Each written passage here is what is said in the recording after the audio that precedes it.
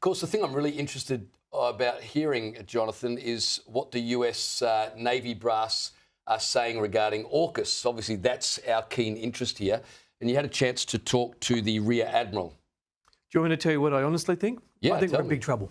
I think when it comes to... What gave you that impression? Well, we've been talking about AUKUS for more than 12 months, seriously now, seriously. It goes back a couple of years, obviously, to Scott Morrison. I think when we looked at AUKUS originally behind the scenes, it was about doing a deal with the British to get in on their future submarine.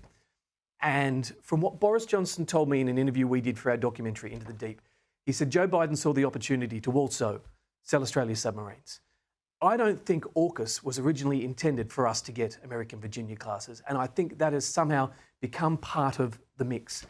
America right now is trying to work out how to give us the submarines that they have agreed to between 3 and 5, starting from 2032. At the moment, they are starting to go backwards with their own submarine numbers when they need to increase. They want to get to 65 attack submarines. They currently have 49. That's fewer than they want and they need. And they have to find a way to give us 3 or 5. So they're in a valley, which was caused by the Cold War. At the time, they're trying to ramp up production. They're at a rate of 1.3 now. They need to be at 2.3 a year. They don't have enough workers. They don't have enough welders, electricians.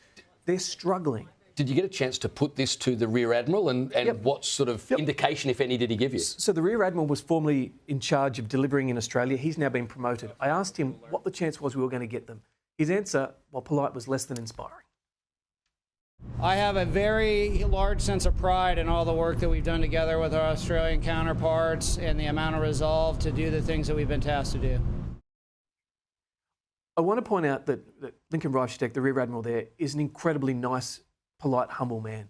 So he wasn't rude, but that's his way of saying, A, I can't talk about it. But if he really wanted to say, guys, I've got full confidence, I'm sure he would have said, I've got full confidence. Mark Hammond is our Chief of Navy. He's got the job of knowing we need these submarines, otherwise we have an extraordinary capability gap that can't protect our sea lanes, let alone the nation. This is his response. In talking of moonshots, you are talking about the nation that put the man on the moon in about a 6-year period, right, from start to finish.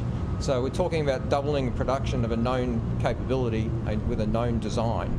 So I think let's just give them a go. A final thought that I'm going to leave you with. The American Admiral, who looks like being the Chief of Navy effectively for America, has testified in the United States a couple of days ago. He talked about AUKUS. He says the delivery pace is not where it needs to be to deliver effectively on Pillar 1, that it's going to require a transformational improvement, not a 10 or 20% transformational, and we need to start looking at how other partners can help America to deliver the ships they need. Is it time that Australia puts its hand up and says, can we have a moonshot?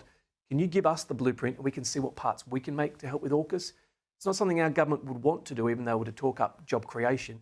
We are in almost desperate territory now when it comes to AUKUS. Does America want to give us these subs to take away from their own capability? Or perhaps are they better giving us long-range strike bombers, something like the new, I think it's the B-21, which potentially could do this for us, and they could keep the submarines and patrol our waters for us.